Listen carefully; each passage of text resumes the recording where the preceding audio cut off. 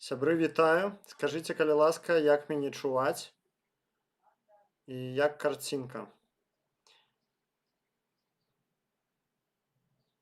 Пакуль што я сам сябе не бачу.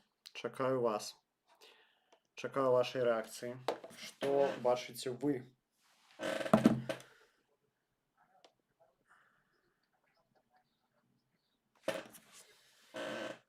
Напішыце, калі ласка.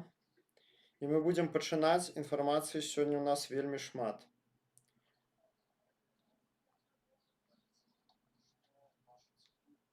Ага, так, я сябе бачу. Цудоўна. Ну мы тады пачакаем, калі крышачку людзей збярэцца. Сёння, відаць, з-за пераноса часу у нас не вельмі такі аншлаг. Штосьці ніхто пакуль так, ага, адзін чалавек ёсць. Вось. Так, чакаем, каб набег яшчэ хтосьці і пачынаем. Сёння вельмі шмат інфы, таму што тыдзень быў багаты на падзеі і нам ёсць аб чым паразмаўляць сёння. Вось. Мне крыху не падабаецца вот эти две чорныя полоски злева і справа ад мяне, але вот я в этом OBS Studio пакуль што не ведаю, як выправіць. Можа, хтосьці мяне навучыць, і мы гэта зробім. Але, ну, вось пакуль што вось так. Пакуль што вось так.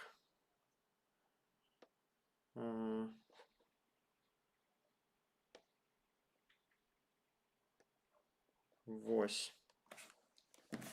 Чакаем, пакуль людзі прыйдуць. Пакуль што сябры... Так, 6 лайкаў уже нам поставілі. Это цудоўна. Пакуль што, сябры, вы можаце падумаць над пытаннямі, якія вы зададзіце, што вас больш за ўсё цікавіць з таго, што адбылося апошнім часам у Беларусі ці за мяжою, што ўразіла. Вось. А я бачу, што я тут з наладамі эксперыментую крыху. Пакуль што бачу, што нічога не змянілася. Вось, верну на месца, што можна было пачынаць. Так.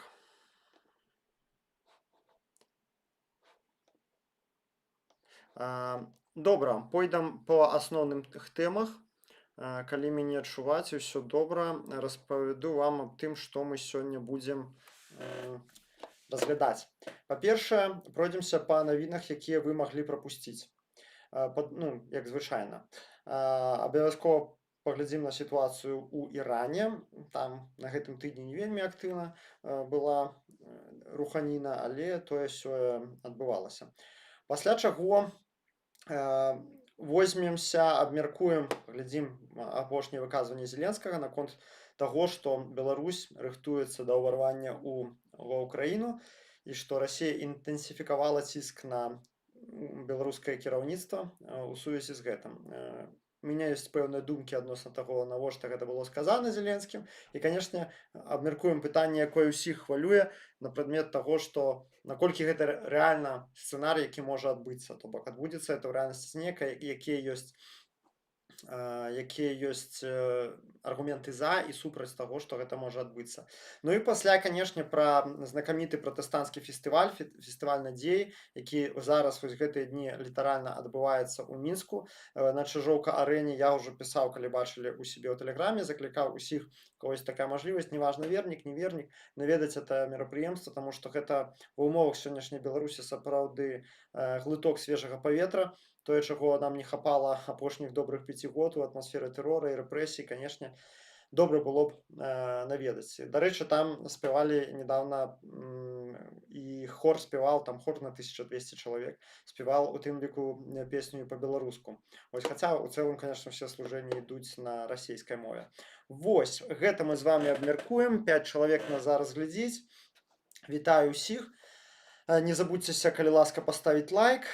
І зараз я на ўсялякі выпадак дам яшчэ адну хуценька аб'яву, і мы пачынаем па нашым спісе. Вельмі шмат, што я сёння меркаваць, я сабраў для вас вельмі шмат досыць цікавай інфы, которые СМІ не пішуць чамусь.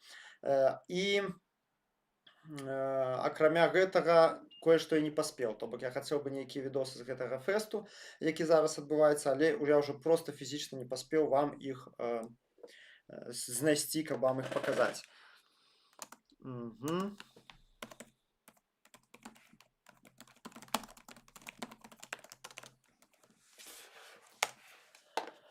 Все, поехали. Значыцца так, сябры, яшчэ раз дзякуй усім, хто завітаў.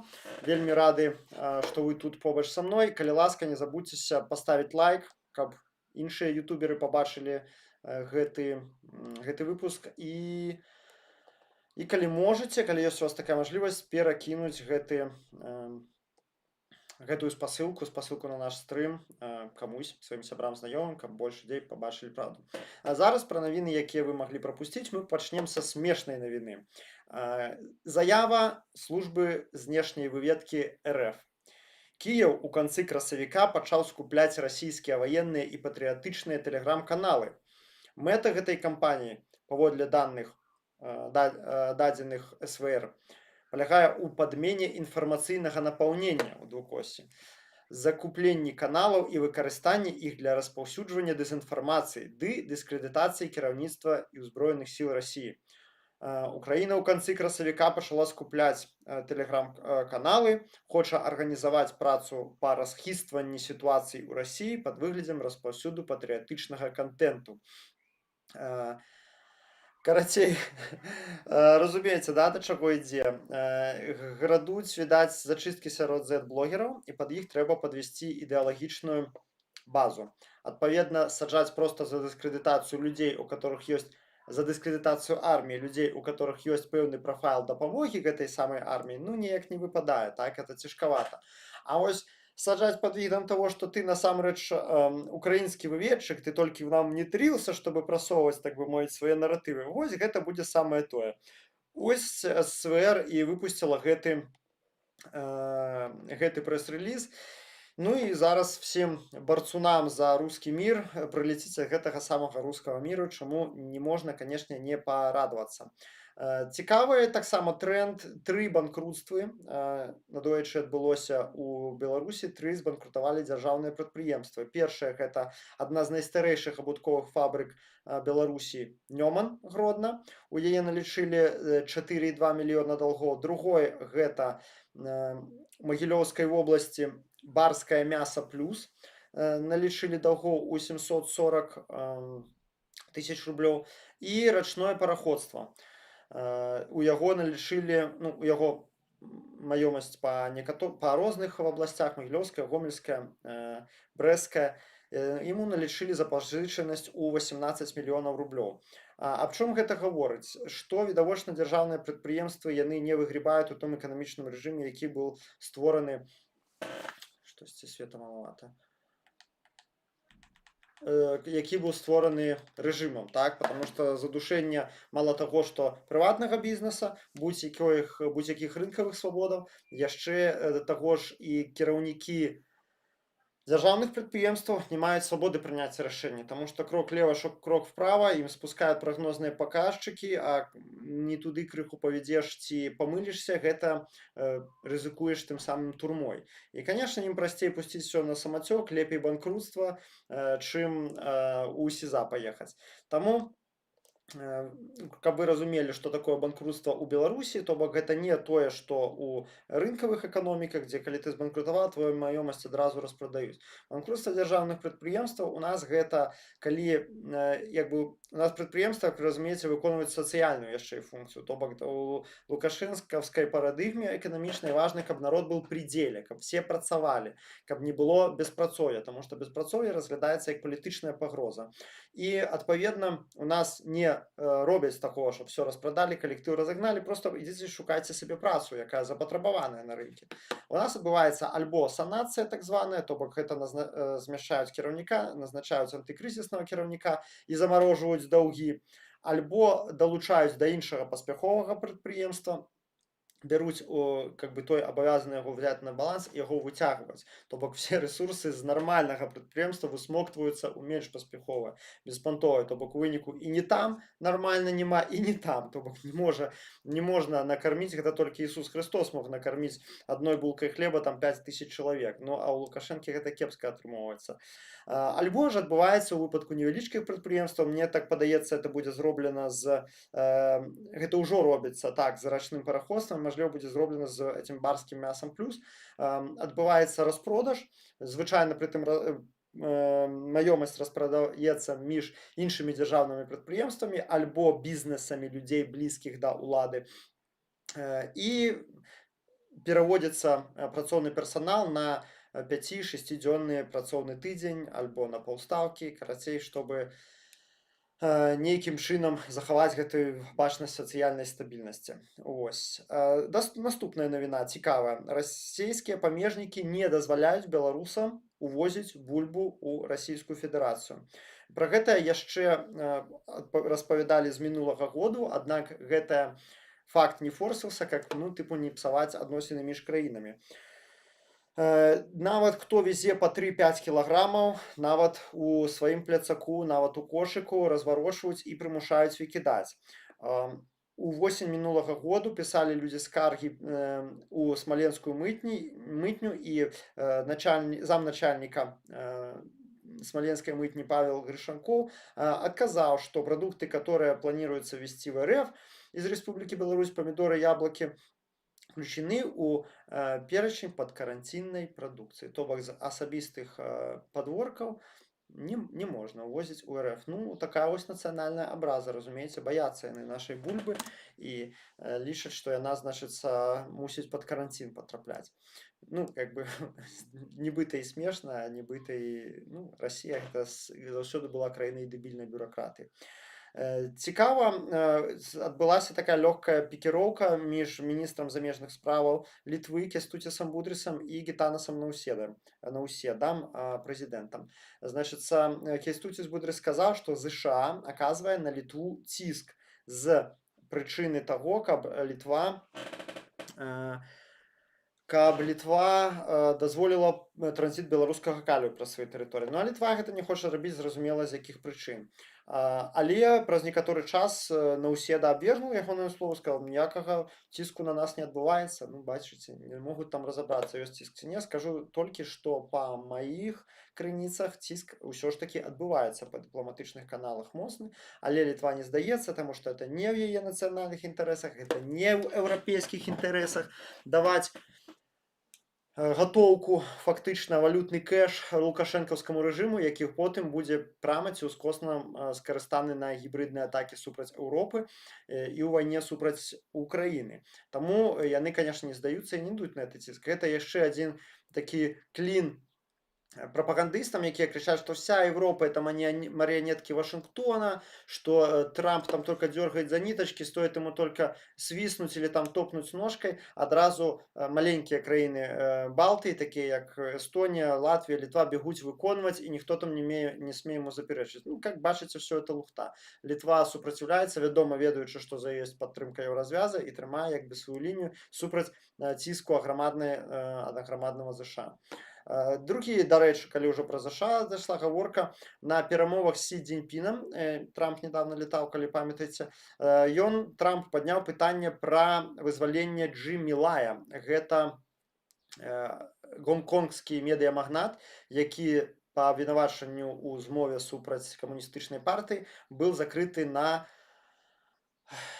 20 год. На 20 год, і Трамп вырашыў чамусь апекавацца ягоным лёсам. Што, канешне, добра, можам гэта павітаць. Праўда, трэба ўлічваць, што ў Кітаі мусіць тысячы палізняволеных, і ўсе яны не такія вядомыя, як гэты Джиммі Лай, але, прынамсі, калі ён хаця б яго вызваліць, было бы добра. Это, бачыце, мне падаецца, у Трампа ёсць нейкі пунктик наконт вызвалення людзей, які б ён там не быў спрэчны чалавек, усё ж такі гэта ён дзесьці неяк імкнецца рэалізаваць. І я гэтаму добры прыклад, таму што я сижу зараз, размаўляю камеру перад вами, а не праз вочка размаўляю з кантралёрам у гарадзенскай крыты. Вось. Далей. Так, 11 чалавек наш глядзіць. Далей пра Іран. Значыцца, у Іране, як я ўжо сказал, нічога такого супер-пупер не адбывалася гэтым разам.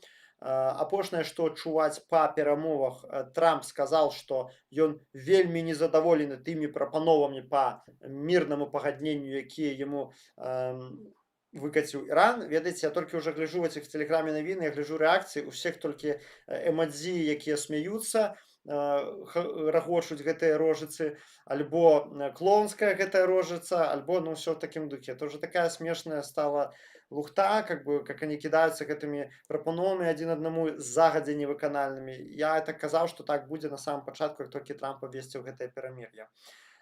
Брытанскі цэнтр па каардынацыі марскога гандлю паведаміў, што адбыўся ў 30 мілях на паўночны ўсход ад Фуджэйры, гэта порт Арабскіх Эміратах, адбыўся так марскі інцыдэнт.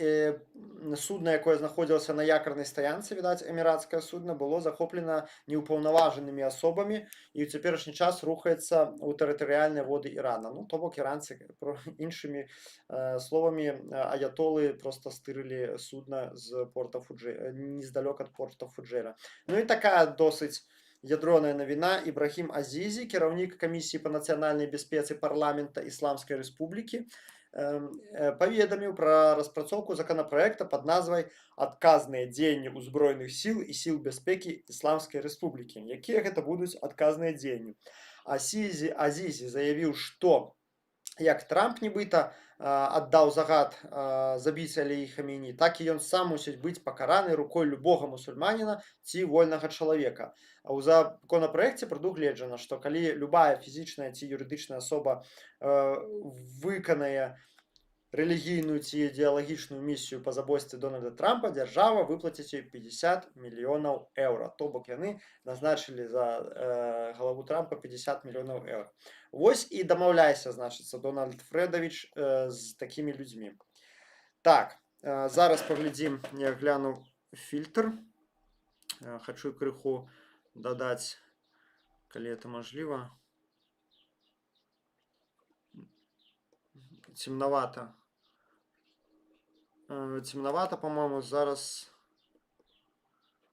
паспрабую дадаць brightness. Вот. Контраста чуть-чуть меней. И saturation дадаць. И крыху святла.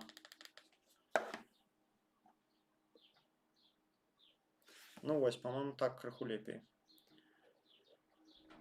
Блин, там еще какие-то крутилки. White dance, sharpness. Ладно, мы их не будем уже чапать. Вернемся до зместу нашего стрима. Ну, спадзяюся, зараз лепей картинка. Скажите, калі ласка, як вам. Так, чатик, 13 чалавек нас глядзіць. Hello World, вітаю спадарства. Мікола, дзякую, гляджу твои стрымы штосуботу, падабаецца. Дзякую вам вялікі, што глядзіце. Я спадзяюся, вы все... Вам всем падабаецца рэгулярнасць. Рэгулярнасць працы, я не ведаю каму як, а для мяне гэта вельмі важны поінт. Гэта выпускаць штосьці рэгулярна, каб людзі ведалі, што прыйдзе той ці іншы дзень, і можна заўсёды вось у Міколы онлайн штосьці паглядзець. Как бы гэта ўносіць пэўную у жыццё пэўную дысцыпліну, пэўную стабільнасць. Прабачце мяне за гэты лукашэнкаўскі лексікон. Так, але, ну, прадказальнасць, как бы, мне падаецца, это паказчык такой сур'ёзнасці ў працы, любой, ну, не толькі маёй, і ў медыйнай, і ў любой іншай. Таксама, як вы ж уключаеце там дома, напрыклад, тэлебачанне, у каго яно ёсць, вы включаеце, вы ведаеце, што на 18:00 будуць навіны, па-любому. На тым канале ці на іншым, яны 10 год таму былі ў 18:00, і зараз яны будуць у 18:00. Вось я стараюся па ўзроўню сур'ёзнасці цягнуць да тэлебачання. Вось, ну што, пройдземся тады па наступным пункце. Яшчэ адзін чалавек далучыўся. Вівас Фрабеліш. Дзякуй табе, Мікола, і павага. Дзякуй табе, Вівас, што завітаў. 16 чалавек нас глядзіць. Паехалі па наступным пункце, які нас усіх, канешне, хвалюе.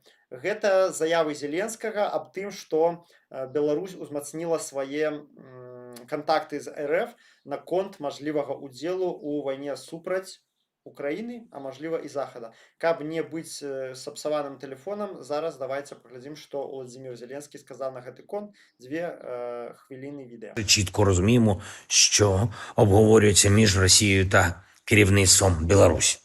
Пішла зараз більша активність росіян, я маю на увазі в розмові з Олександром Лукашенком, хочуть значно більше втягнути Білорусь у війну, та саме з території Білорусі розпочати додаткові агресивні операції або проти нашого Чернігівсько-Київського напрямку, або проти однієї з країн НАТО, які поруч з Білорусі. Звісно, Ми будемо і надалі захищати Україну, захищати наших людей, українців. Я доручив нашим силам оборони та безпеки України підготувати план реагування. І на ставці ми розглянемо та затвердимо. Чернігівсько-київський напрямок ми будемо посилювати. Партнери теж знають, що відбувається і до чого схиляють Білорусь. Є у нас і російські документи, в яких пропонуються цілі для ударів по Києву. Удари по Києву і по інших наших містах, по політичних та військових об'єктах, де може бути керівництво армії, уряд і тут по Банковій. Давно вони виношують цей план. Зараз після Ірану знову активізували, шукають, де ми знаходимось, де ми буваємо, і так само по інших людей з українського керівництва, з розвідки, наших спеціальних служб. Дехто там в Москві так і не зрозумів, що українці ніколи не здадуть свою незалежність і в будь-якому випадку на Банковій чи без Банкової свою землю, свій суверенітет, свою державу ми не здамо. Ще одне. Сьогодні вранці був на тому місці в Києві, де росіяни знищили будинок. Звичайний будинок, житловий, своєю ракетою Х-101. Фактично знесли під'їзд, 9 поверхів. Рештки ракети знайшли у підвалі будинку.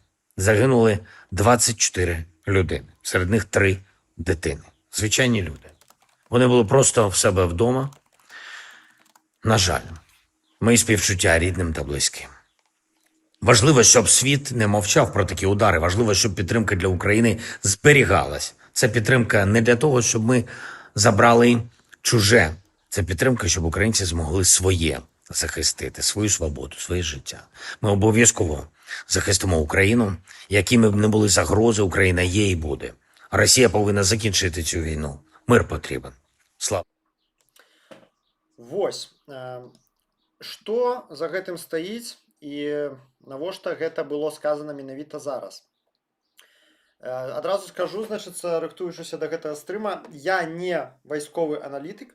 Рыхтуючыся да гэтага стрыма, я карыстаўся, паслухаў, што іншыя аналітыкі нашыя кажуць.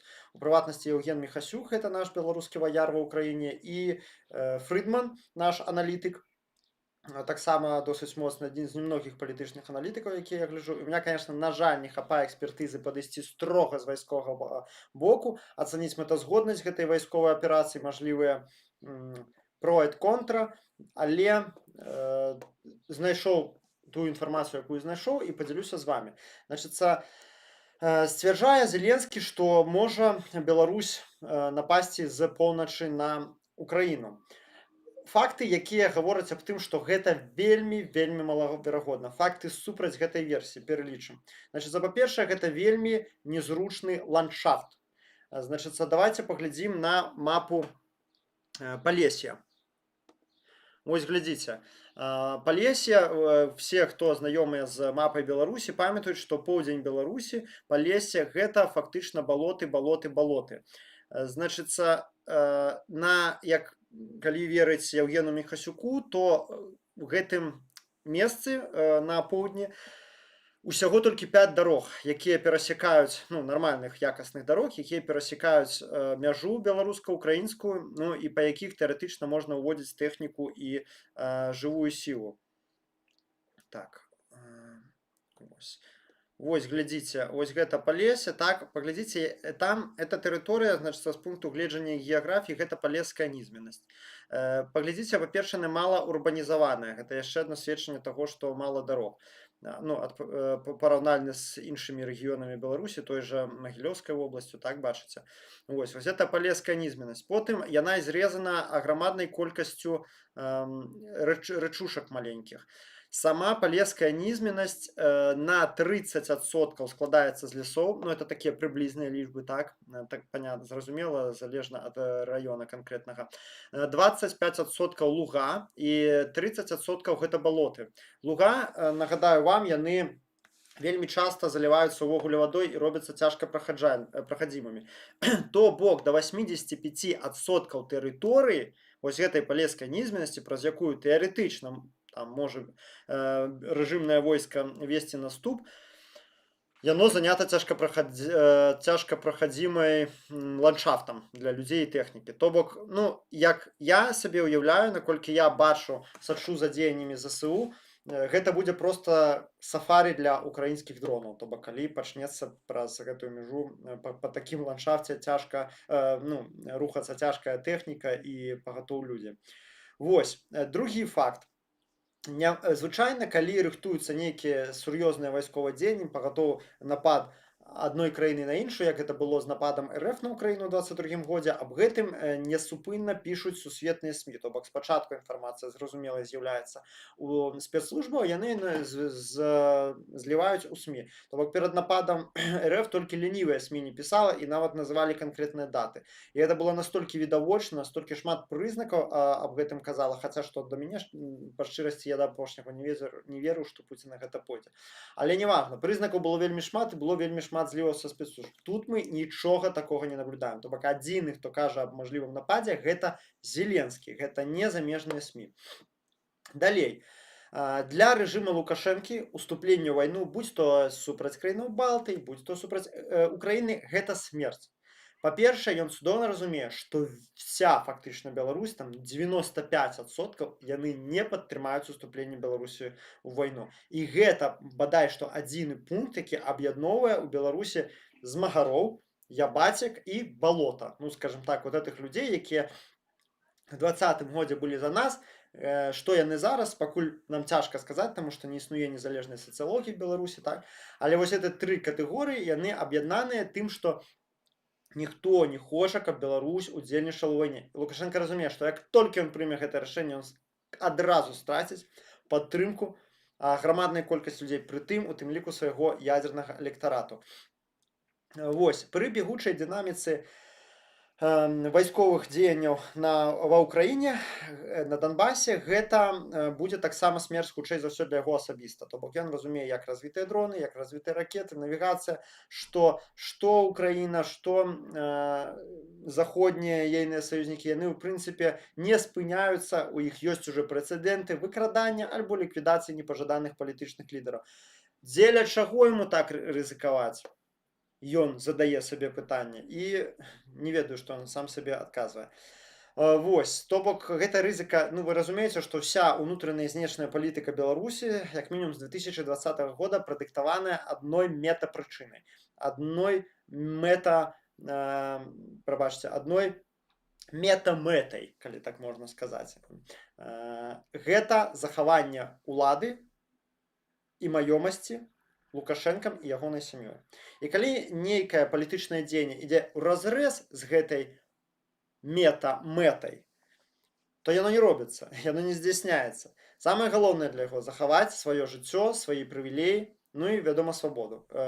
Залогам усяго гэтага з'яўляецца захаванне ўлады. Ён разумее, што ў выпадку ўступлення вайны рызыка страціць улады каласальная, амаль што 100%. Адпаведна, ён будзе ад гэтага петляць усімі мажлівымі метадамі.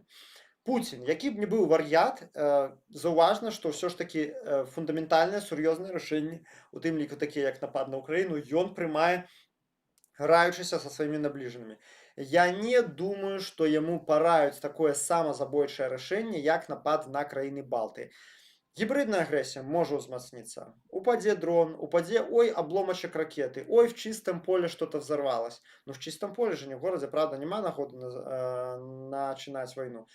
Узмацняцца кампаніі дэзінфармацыі, кібератакі, подкуп чыноўнікаў, ініцыяванне грамадзянскага несупакою, беспарадкаў, палярызацыі палітычнай. Гэта ўсё так, але гаварыць пра паўнамаштабны напад я не бачу, каб Пуцін быў да такой ступені самазабойца, таму што ён, ну, таксама, ўсё ж такі рэшта інстынкту мы бачым, што інстынкт самазахавання надмірае апошні, так, і рэшта яго ў Пуціна дакладна засталася. Ну, у выпадку, калі гаворка ідзе пра вайну Украіны Балтыі, з краінамі Балтыі, якую таксама Пуцін хоча ўцягнуць Лукашэнку, такую вайну РФ эканамічна проста не выцягне. Яны ўжо не выцягваюць украінскую кампанію, ўжо не хапае ракет для панцыря, з сістэмы СПА, не хапае асабістага складу і гэтак далей, і гэтак далей. Таму адкуль яны возьмуць яшчэ на адну вайсковую кампанію сродкі, гэта незразумела. У выпадку напада Беларусі на Украіну лаяльнасць, прабачце, рэжыма лукашэнкаўскага на Украіну, лаяльнасць войска, асабістага складу да такога дзеяння будзе таксама вельмі невысокая, таму што вельмі цяжка будзе растлумачыць, чаму на 5-ты год вайны Беларусі увогуле спатрэбілася гэта ўвязвацца. То бок вельмі шмат фактаў, якія кажуць аб тым, што такое развіццё падзеяў малаверагодна. Але ёсць факты і за, якія кажуць, што это не нулявая верагоднасць. Калі Пуцін пабачыць, што яго ўсё страчана, ён можа пайсці ва-банк. Вось нападзем на якуюсь Эстонію, так, альбо Фінляндыю. Адцяпаем кавалак тэрыторыі. Не трэба всю Фінляндыю, не трэба ўсе краіны Балты. І прападнесем гэта свайму электарату як пабеду. А вось НАТО не ўпішыцца. А вось мы паставім на раздор між імі. А вось Трамп скажет: нет, мы не лезем, ЗША не полезе, так? А вось у Польшчы пачнуцца беспарадкі на вуліцы і бойкі ў парламенце, у Сейме на прадмет таго, уступаць нам ці не уступаць войну, впрягаться ці не впрягаться в парламенте. Адразу мобилизуется вся пятая колонна российская по всей Европе, которая будет сказать: это не наша война, они сами спровоцировали, нам галоўнае мир, мы не хочам, каб наши дети погибали за нейкую там Фінляндыю і т.д. і т.п. Адразу мобилизуюць гэтыя левые рухи, гэтых пацифистов так званых, вот этих левачков интерсекциональных, которые будут сказать, что мы за мир, а финны, няхай сами справляются, нечего было русофобией заниматься, разумеется. Такая будет риторика, як зараз у многих гішпанских, грецких, итальянских левых риторика наконт Украины. Тому ёсць такая верагоднасць. І ёсць таксама гісторыя у Пуціна прыняцця безумных самазабойчых рашэнняў, правда, гэта пачынаючы ад напада на Украіну, сканчаючы вось недавнімі адключэннямі тэлеграма, што абсалютна дурное рашэнне, которое просто выстрел сабе ў ногу, самае натуральнае, тым не менш яно было прынята. Вось, што яшчэ дабавіць да гэтага кейсу? Не так даўно Буданаў і Зеленскі наведвалі Вільню.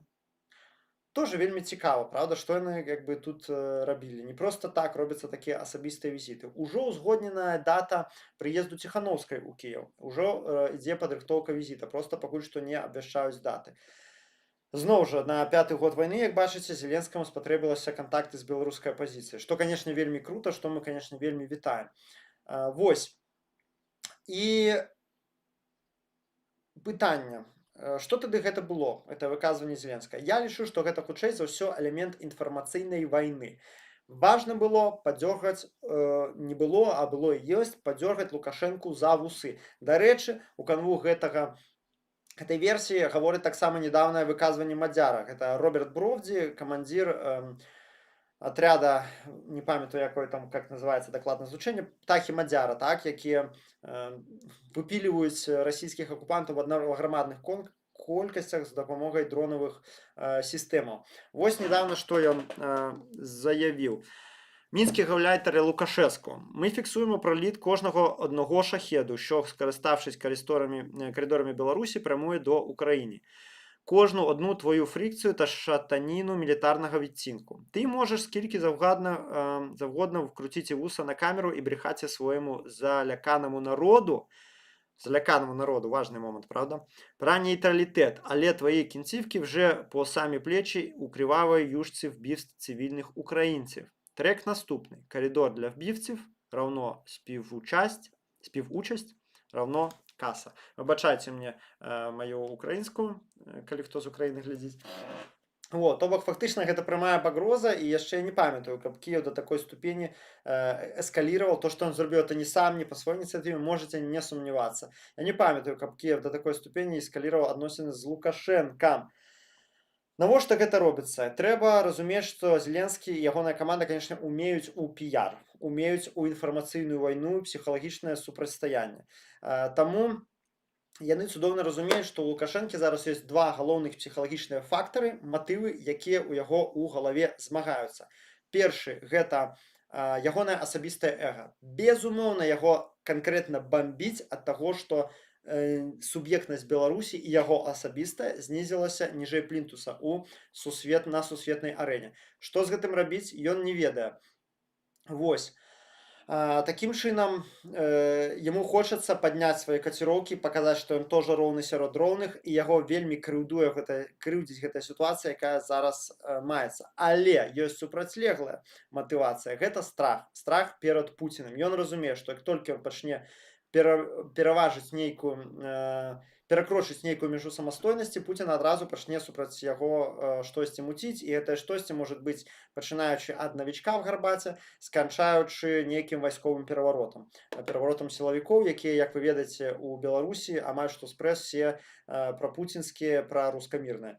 Вось ён это цудоўна разумее, і вось ён вагаецца між гэтымі двума матывацыямі: паказаць сябе як самастойнага лідара кіраўніка адна, а другая гэта захаваць сябе, як бы страх перад Пуціним.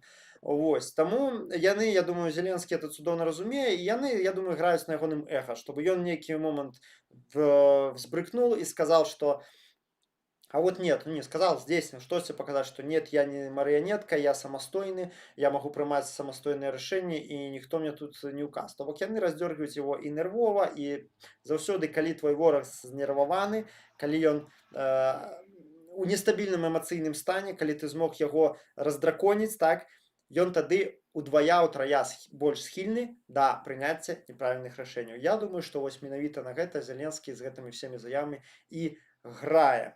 Ну і у іншым, ну, как бы можа і пераможа вось гэтая матывацыя эга лукашэнкаўская, а можа і не пераможа, а мы паспрабуем. Атрымаецца, не атрымаецца. Ну і з іншага боку, гэта таксама з боку Зеленскага, безумоўна, праца над вось гэтым балотам беларускім, то бок людзьмі не ўцягнутымі ў палітыку, якія тыпу как і любяць рашку, маюць да яе пэўны сентымент, але пры гэтым супраць вайны. І як бы ён ім увесь час напамінае, нагадвае, што глядзіце, у вас ва ўладзе ёсць чалавек, які вас хоча ўцягнуць вайну. Гэта праца таксама на дыскрэдытацыю Лукашэнка сярод ягонага ядзернага электарата. І увогуле, узяўшы ўсе гэтыя факты агулам, гэта і візіт Буданова і Зеленскага ў Вільню, гэта і сустрэча з Ціханаўскай, гэта і частыя ў апошні час заявы Зеленскага пра мажлівы напад з боку Беларусі, у мяне такое, хутчэй, падспуднае адчуванне, такое цьмянае, што штосьці ўкраіна муціць вакол РБ, вакол рэжыма, муціць нейкую гульню, якую пакуль не зразумела, але яна пачала у гэтым накірунку штосьці рабіць. І санкцыі тыя ж уведзеныя, да, не будзем забывацца. Штосьці у них нейкі план ёсць, я это ўжо казаў на сваім стрыме, думаю, месяца 2 таму, які пакуль не бачна. Мы это, я думаю, побачым, гадаць не будзем. Ну і каб не ўпадаць ужо ў празмерны аптымізм, што все прямо так супер-пупер, ёсць яшчэ адзін варыянт, які чамусь рэдка прагаворваецца. Я думаю, што Пуцін можа паспрабаваць правярнуць тут вайсковы пераварот, гэта можна зрабіць у адну ноч, калі належным чынам папрацуюць спецслужбы, і паставіць замест Лукашэнка кагось больш лаяльнага, нейкага сілавіка, са свайго агента, так? Пасля чаго размясціць тут расійскія вайсковыя базы і ўжо рабіць сілавым блокам все, што загодна. Так, это таксама крок з рызыкай, гэта крок ва-банк фактычна, потому што не факт, што гэта схавае Польшча, якая мае таксама хацела б мець Беларусь ўсё ж такі ў сферы свайго ўплыву, так? Ну, мы не ў чыяй сферы ўплыву не хочам быць, мы хочам быць незалежнай краінай у еўрапейскай сям'і народаў, але, ну, ўсё ж такі Польшча глядзіць, я думаю, з не тое каб імперскіх, но все-таки крыху экспансіянісцкіх пазіцый у плане таго, што што Беларусі патрэбна все ж таки як не кавалак рускага міру, а як сяброўская краіна. І палякі не саромеюцца інвеставаць у пашырэнне свайго культурніцкага ўплыву. Вы бачыце, ёсць там быў і саюз палякаў Беларусі, сколькі было польскіх школ, польскіх НДА, фундацый працавала ў Беларусі да 2020 года. На ўсё это насамрэч прысутнічае. Вось, і я думаю, што, канешне, это рызыкоўны крок, калі Пуцін на гэта наважыцца, але яго выключаць ніколі нельга, гэта метады працы КДБ. Па гэтым блоку у нас все, зараз чытаю чацік. 25 чалавек нас глядзіць. Так, Дед Б. Вітаю, Мікола, ты адказваеш на асабістыя паведамленні ФБ. Так, я адказваю ўсім, я правяраю запыты паведамлення ФБ, але, сябры, я вас вельмі прашу не спаганяць з мяне, я магу адказваць 3-4 дні часам. Тупа не хапае часу. Уявіце сабе, у мяне паведамленне Інста, Телеграм, Фейсбук, Сігнал, комменты на ютубе, комменты в ФБ, в инсте, в телеграме, яшчэ і тыкток я себе завёл, у меня тупо не хапае рук. Сябры, просто наберыцеся цярпення, я адказваю ўсім. Ну, вядома, хто піша змястоўнае паведамленне, бо бывает, мне прыходзяць чувакі, якія хавенуть не ведаю, яны мне влупліваюць в асабістае палатнішча тэкста, которое трэба чытаць там 40 хвілін. Ну, реально, конечно, я просто закрываю, пишу заблочить, ну, если человек не в адеквате. А так я все читаю, сябры, будьте пэўныя. Так, цукерочка піша: вітаю спадарства, вітаю Мікола, здароў, рады цябе бачыць. 22 люты таксама самазабойчы быў напад на Кіеў, ніхто не верыў, а ён напаў, тут чэкістаў не зразумееш. Ну так, менавіта, гэта якраз тое, пра што я казаў. Сябры, я вам нагадаю, вот тут вот у версе вы пабачыце адрас майго патрыёну. Я зараз зрабіў, рэарганізаваў крыху сваю працу на патрыёне, зараз вся моя аналітычная праца, все маламальскія сур'ёзныя артыкулы, акрамя самых каротенькіх заметак, вы можете пабачыць там.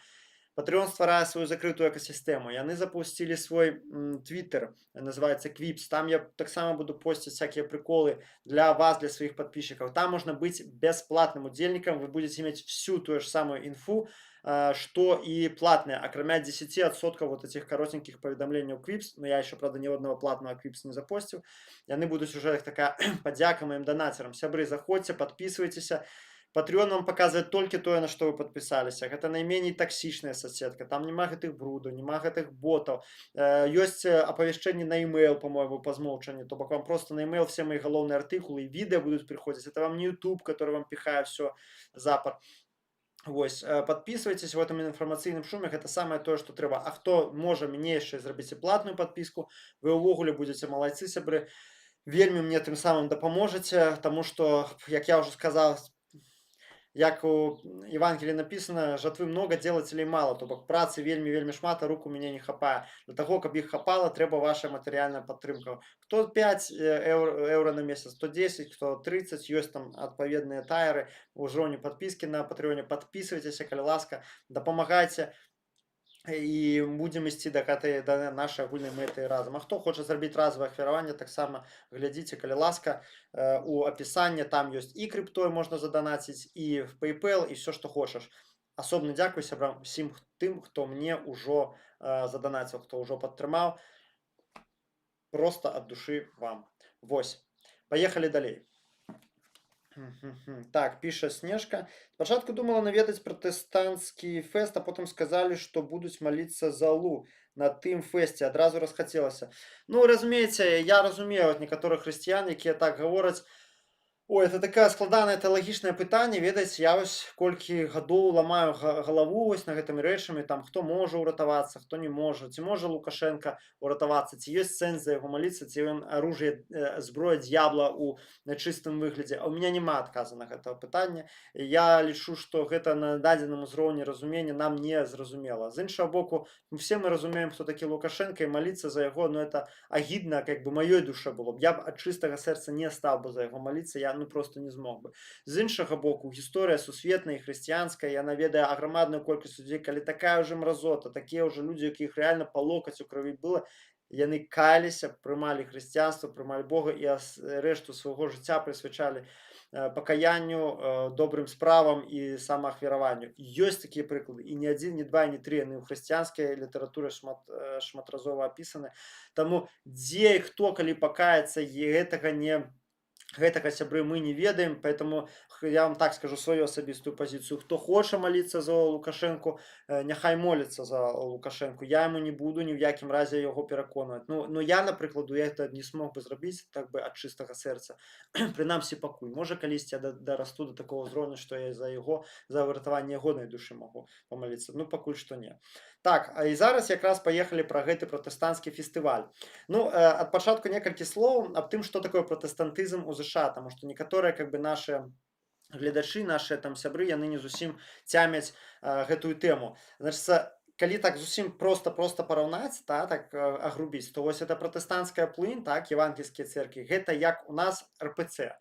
То бок у ЗША гэта мейнстрым. Чаму аграмадная колькасць таких пратэсных рухаў, радыкальных груп, да, там левакі, всякие там анархісты, яны вельмі варожа настроены да вось гэтых пратэстанцкіх церкваў, таму што реально там вось шмат такога хардкорнага, кансерватыўнага, рэлігіёзніцтва, да, то бок гэта і ў культуры адлюстравана. Вот у Стівена Кінга ён у него есть нейкі пункцік наконт святароў і пупер вернікаў, так, што вось, ну, вельмі шмат герояў такія рэлігійныя фанацікі, якія двудушна, да, там на словах гавораць, якія Христос, Христос, як мы усіх любім, а насамрэч то бок толькі робяць зло, гвалт, там кагосьці падмануюць, ну такое таксама ёсць увесь, ну, прысутнічае. То бок там гэта мэйнстрым.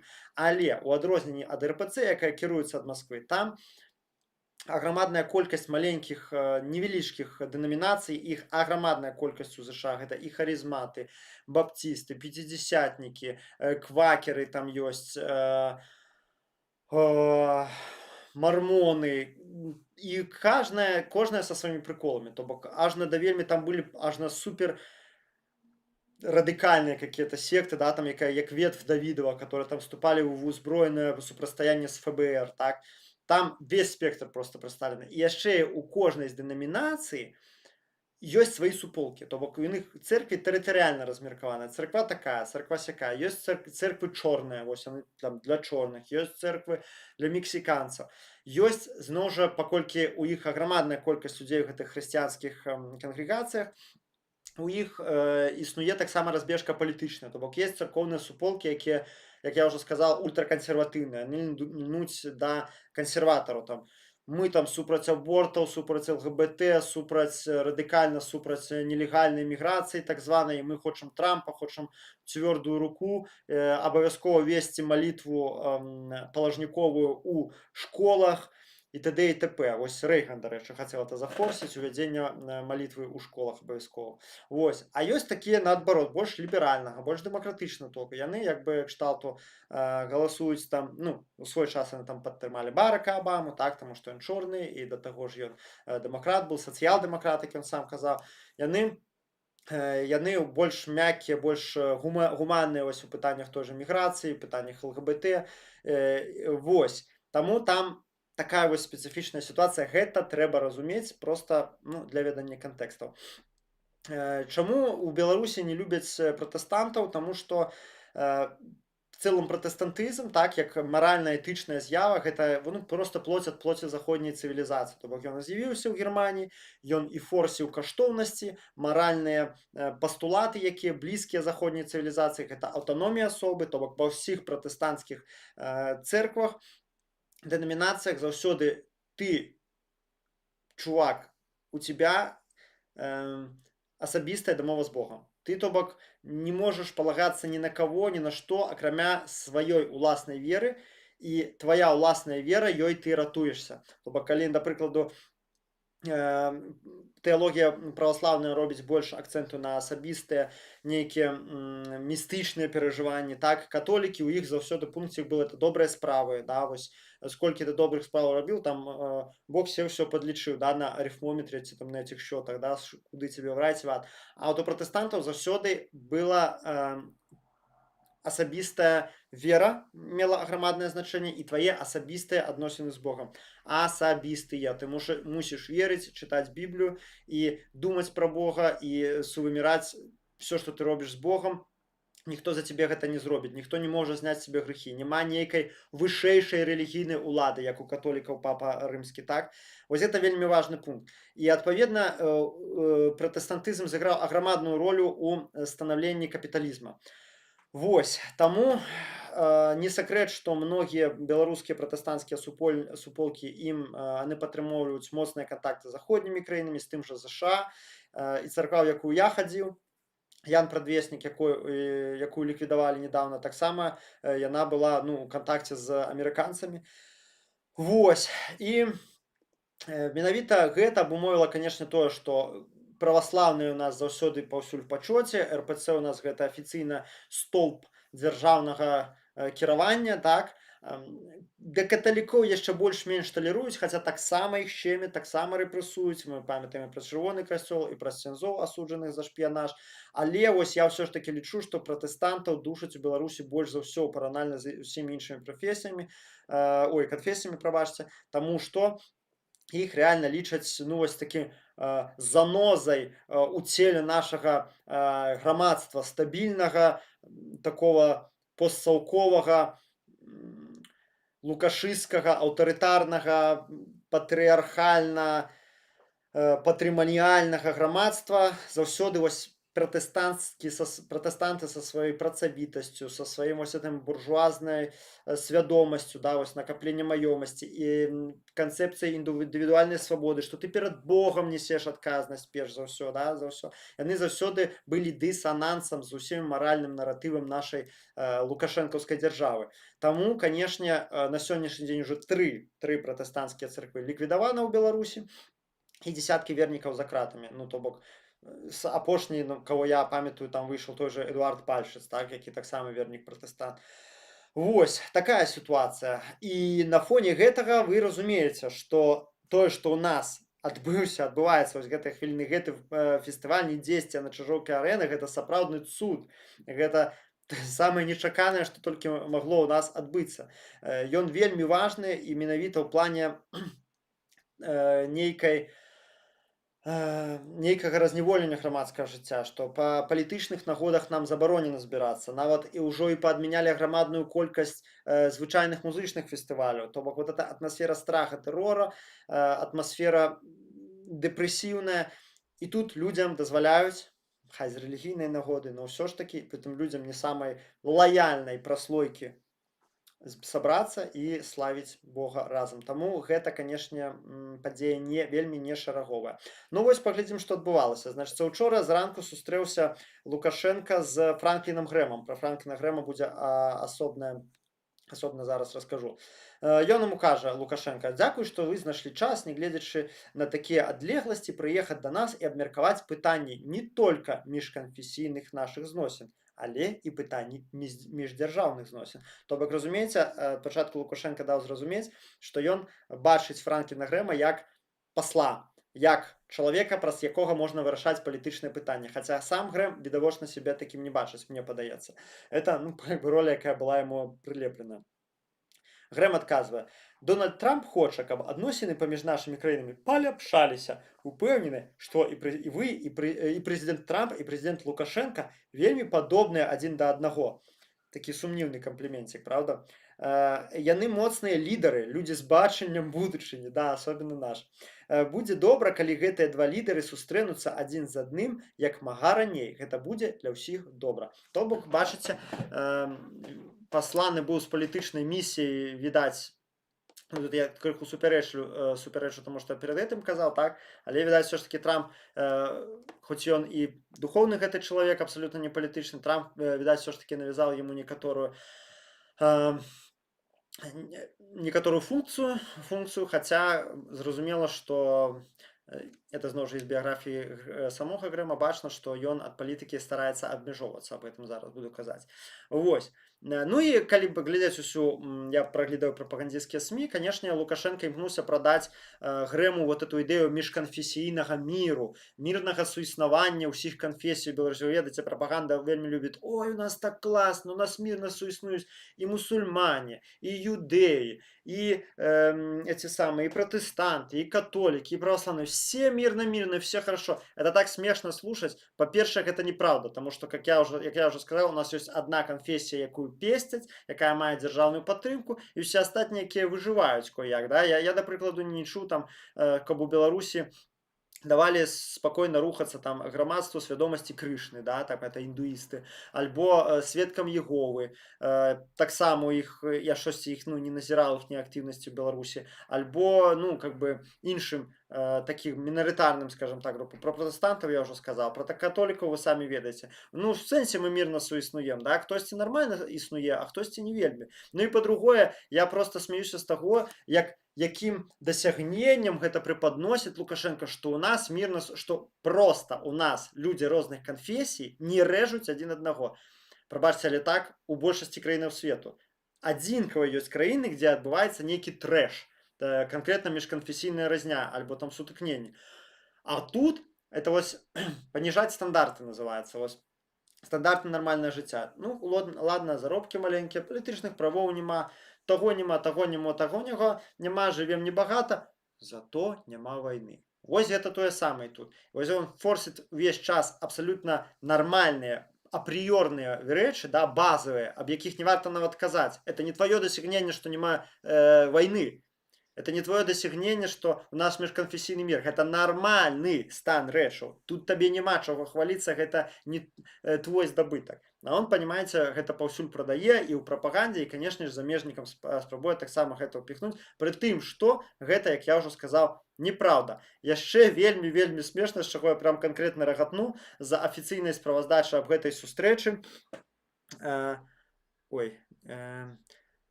Значыцца, Савецкая Беларусь, СБшка выдае. Франклин, когда будете о грехах с Господом разговаривать, не забудьте про мои грехи. Пошутил Александр Лукашенко. В сенсе пошутил. Типа, что он безгрешный, у его грехов нема. Ну, я так пошутил, что у меня есть грехи. Так-то вы знаете, что у меня их нет, конечно же. Я из этого рахатнул, конечно. Ну, яшчэ такі цікавы момант, што бацька Франкліна Грэма, Біллі Грэм, вельмі вядомы і ўплывовы пратэстанцкі прапаведнік амерыканскі, наведваў 4 разы Савецкі Саюз. Іх паследні раз наведаў фактычна падчас перабудовы перад самым скананнем, это 88 год, атрымоўваецца за 3 гады да афіцыйнага сканання Савецкага Саюза. Многія гэта ўспрынялі як знак. Вось гэта Вось, не то.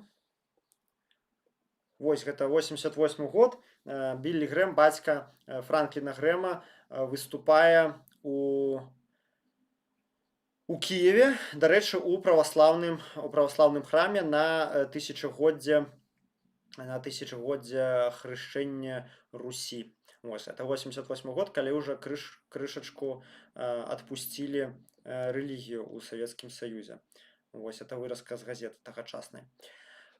Зараз давайте раскажу вам пра Франкліна Грэма як асобу. Хто гэта за чалавек? Я лічу, гэта варта таго, таму што асоба ў рэальнасці не шараговая. Значыцца, Франклін Грэм, ён 52-го года нараджэння, сын Біллі Грэма, як я ўжо сказаў, выбітнага прапаведніка. Вельмі ўплывовы ў США чалавек. Часопіс Time уключыў яго ў спіс 25 самых уплывовых у США евангелістаў. Ён кіраўнік адразу 2 вельмі сур'ёзных арганізацый. Першая гэта евангелічная асацыяцыя Біллі Грэма, а другая гэта дабрачынны фонд Samaritan's Purse, гаманец самарыцяніна. Гэты фонд у год атрымоўвае 1,1 мільярда прыватных ахвяраванняў так, на год. Гэта вельмі шмат, як вы разумееце. Цікавая дэталь, калі бацька Франкліна Грэма ўжо стаў на нацыянальным узроўні вядомым па ўсім США, людзі пачалі ездзіць да яго дадому. Гэта ў Паўночнай Караліне. З меркавання ў прыватнасці яны нават вырашылі пабудаваць невялічкі драўляны дом удалечыні ад асноўнага дому, куды да іх прыязджалі людзі. Ну, бо людзей стала занадта шмат. Але нават у гэты іх наводшыбе пабудаваны дом, на іхнюю прыватную тэрыторыю працягвалі ламіцца людзі, і прытым не заўсёды з добрымі намерамі. Сцвярджаецца, што яны зазналі таксама харасмент, прыходзілі агрэсіўныя людзі, пагражалі і паступалі нават пагрозы смерці. Ім нават прыйшлося звярнуцца да ФБР, і ФБР ім сказала ўсталяваць плот вакол усёй тэрыторыі, но вось толькі пасля гэтага хейтары супакоіліся. Бачыце, не было інтэрнэту ў людзей, і яны дурэлі тады як маглі. Яшчэ цікавае, што самога Франкліна Грэма, ну вось он зараз ідзе на слайд-шоу, спачатку выключылі з хрысціянскай школы, якой ён навучаўся са старэйшых класаў, на сярэдзіне выпускнога года з-за кепскіх паводзінаў. Сам Грэм гаворыць, што ён у гэтай школе адчуваў сябе як вайсковапалонны, бо былі вельмі строгія правілы і насаджалася аднадумства. Это прымушала яго змагацца за асабістую аўтаномію. Ну, у выніку ён быў выгнаны. Паступіў у каледж, але яго з каледжа выключылі. Каледж Ле Турню ў Тэхасе, так званы, за тое, што пасля каменданцкай гадзіны у яго ў пакоі у гуртажытку засталася сяброўка. Ну, пасля ён ўсё ж такі паступіў ва ўніверсітэт і скончыў універ ён толькі ў 26 год. Вось. Што да палітычных поглядаў Франкліна Грэма. Значыць, у 2015 годзе ён выйшаў з рэспубліканскай партыі за іхнюю падтрымку праграмы Planned Parenthood. Ён сказаў, што недастаткова жорсткая палітыка па абортах, па чалавечых эмбрыёнах у рэспубліканскай партыі. Всё, я поэтому ад вас сыходжу.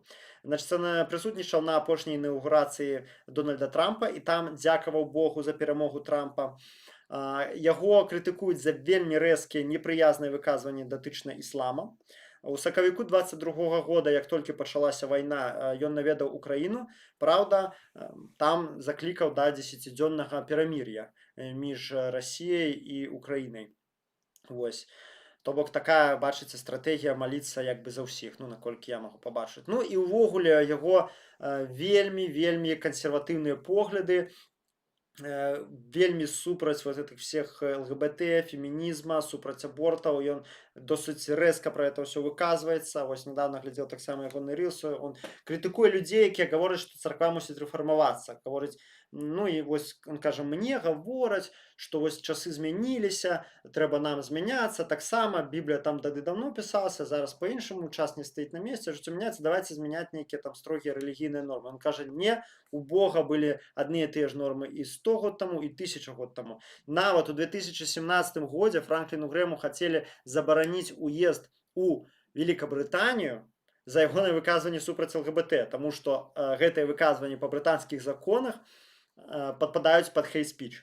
Ось. Так што, як бачыце, cancel culture як бы працуе, ну, прынамсі спробы, да, супраць фігуры нават такой велічыні. Ну, правда, не забаранілі.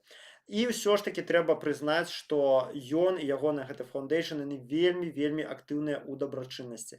Як толькі адбываюцца нейкія катастрофы, катаклізмы у США, і не толькі за межамі США, яны прыходзяць, яны працуюць, яны аказваюць людзям дапамогу, тысячам людзей, даюць там дах над галавой, гуманітарную дапамогу, ўсё такое іншае. І ў Украіну таксама яны гналі гуманітарную дапамогу. То бок трэба прызнаць, што хаця пры поглядах такіх не вельмі, ну, як па маіх мерках прыемных, ўсё ж такі яны вось в плане вось гуманітарным яны рэальна робяць вельмі шмат, гэтага у яго не адняць. Яшчэ цікавыя, значыцца, факты. Все, цікава. Все пра Біллі Грэма я ўжо сказаў, што калі ён апошні раз наведаў СССР. Вось, чаму тое, што зараз адбываецца на фестывалі надзеі важна для нас? Таму што гэта пашырэнне прасторы свабоды ў Беларусі. У сённяшніх умовах любая недзяржаўная актыўнасць, я падкрэслю, любая, гэта для нас плюс.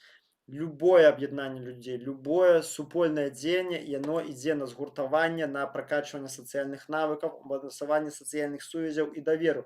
Я ўжо казаў і буду казаць, што у рэжыма, у любого таталітарнага рэжыма галоўнае это атамізаваць людзей, галоўнае разбурыць між імі сувязі, каб ніхто нікому не давяраў.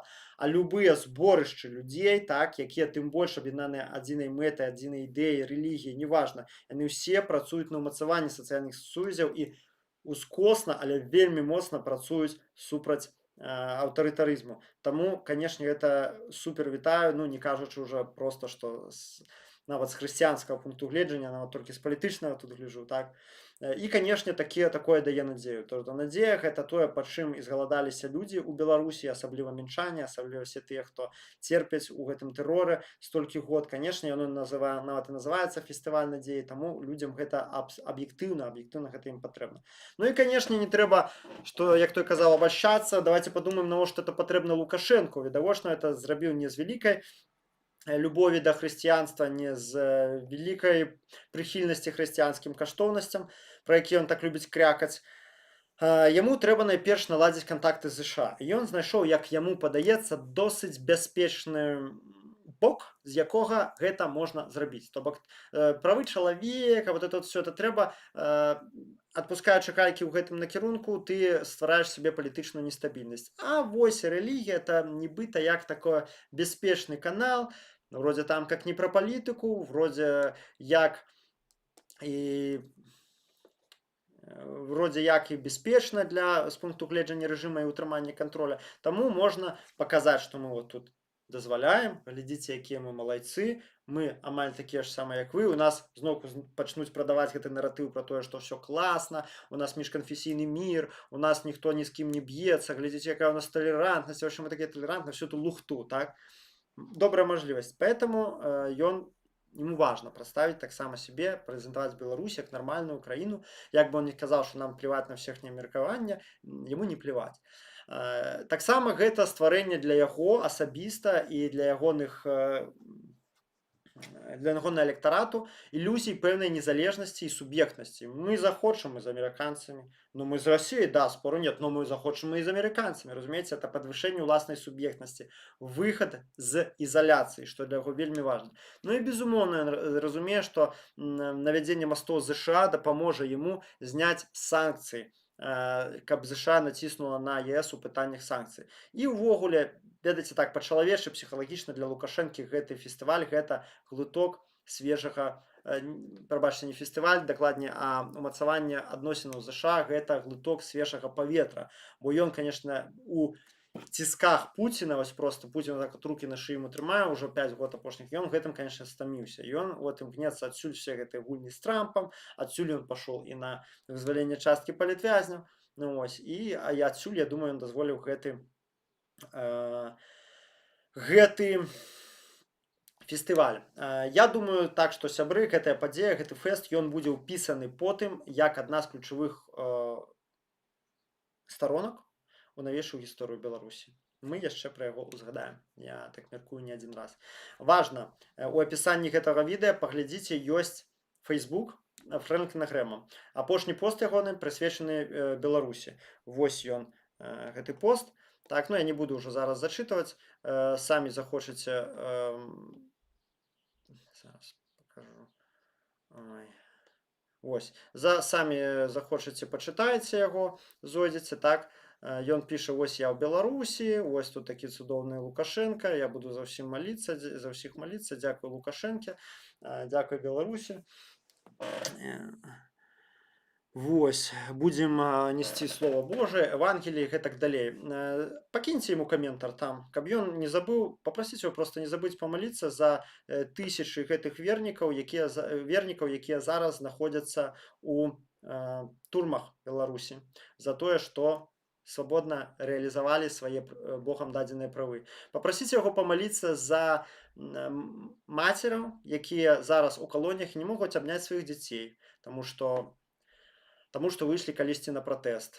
Папрасіце яго памаліцца за этих дзяцей, якія засталіся без сваіх бацькоў, бо маці ці бацька зараз у калоніях адвісаюць. Ось. Пакіньце каментар, Facebook ягоны вы пабачыце ў апісанні гэтага відэа. Ну што ж, сябры, в прынцыпе, галоўнае, што я хацеў сказаць, я сказаў. Зараз пойдзем па чаціку, не разбегайцеся, 32 чалавекі нас глядзіць.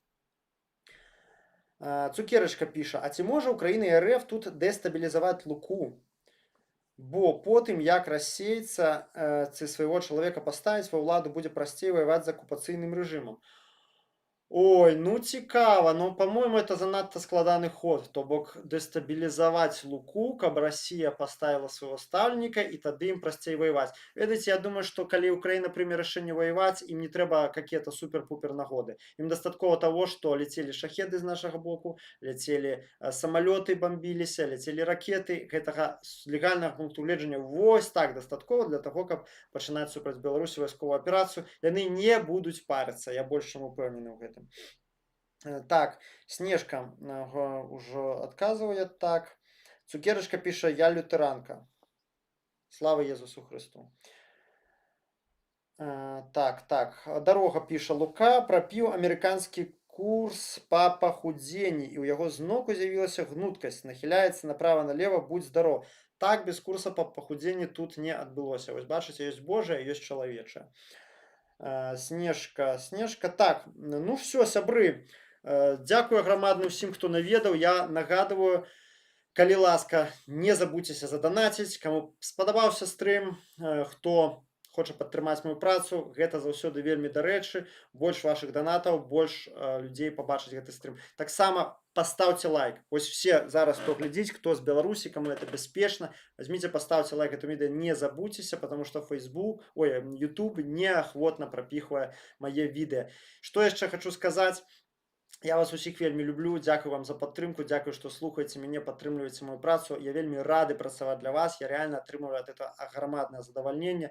Я ўпэўнены, у нас все будзе круто, таму што мы беларусы, мы неверагодныя, з намі Бог, і мы давяраем адзін аднаму, і дасць Бог наш давер, наша сілы ўнутраная, наша маральная моц будзе толькі расці. Хто ў дэпрэсіі, хто у паневерцы, хто ў кепскім настроі, калі ласка, трымайце мае прамені добра, будьце ўпэўныя, все будзе добра. Мы абавязкова пераможам. Мы ўжо столькі зрабілі на гэтым шляху, і што спыняцца нам не выпадае. Дзякую вам вялікі яшчэ раз, сябры, за ўдзел. Абдымаю ўсіх. Жыве Беларусь!